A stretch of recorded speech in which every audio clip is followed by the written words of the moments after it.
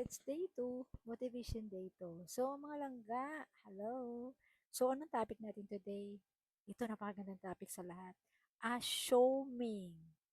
Lalo na dito sa TikTok. Ang dami-dami nag-a-assume Yung mga may mga ex dito na friend pa, pina-follow. Kasi hindi makamove on. Tapos, ganito, bakit ko alam? Experience ko eh. 'Di ba? Mga ako lahat ng sinasabi ko ay pinagdaanan ko 'yan. Kaya alam kong pagdadaanan naman ng kahit sino. Kaya gusto ko i-share sa inyo ganito. So, assuming, ganito ha, naghiwalay ka ng ex mo.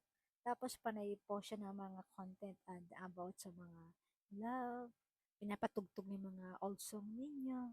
Ikaw naman, assuming ka, feeling mo mahal ka pa, kaya umaasa kang balikan ka. Feeling mo, tuwing pinapatugtog niya mga old song niyo, ikaw yung naalala. Assuming ka, ikaw lang yun, siya hindi. May mahal siyang iba.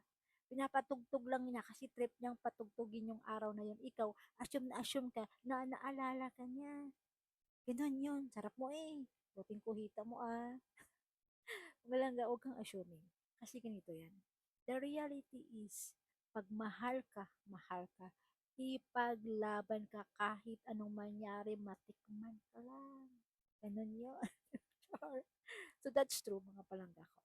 Okay, kung mahal ka, ipaglaban ka. Hindi na kailangan mag-post ng any something na content. Content ng lahat yun.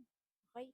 Hindi na kailangan pag mahal ka, sasabihin mo sa isang tao na mahal mo, direct message mo, tawagan mo, kaysa mawala pa yan, kaysa makuha pa ng iba. That's the reality. Kaya huwag kang assuming. Huwag kang assuming, masasaktan ka lang. Try to move forward. Kung hindi na siya, kung feeling mo na mahal ka pa din, kausapin mo siya. Kausapin mo ng diretsuhan. Pero sigurado ko 40% hindi ka tatanggapin ulit. Kasi may ibang mahal yan. Or kung wala man, gusto niya mapag-isa muna. Gusto lang niya magpatugtog sa mga old song niya kasi trip niya. Ikaw naman, assume ka na naalala ka. Mga, so mga palangga, yun lang. So, I hope na maging mag-move on na kayo. Ulit ko, pag mahal ka, ipaglaban ka. Kahit anong gawin, kahit sa anong paraan ipaparamdam, isasabihin niya sa'yo na mahal na mahal. So, I hope na natulong ako sa iyo na assuming. Okay? Content lang yan. Content.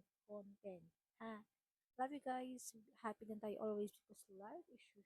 God bless.